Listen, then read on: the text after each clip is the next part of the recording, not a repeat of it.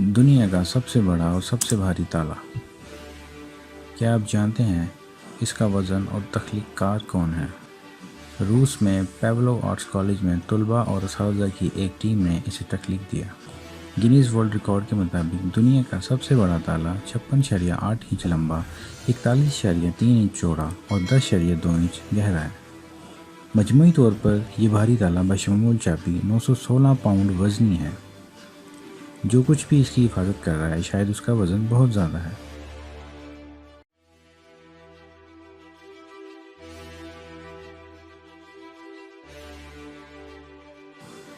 ताले की इकसाम। 5 किस्म के ताले बहुत आम हैं। Weather proof padlock, combination padlock, close shackle padlock, long shackle padlock, discus padlock.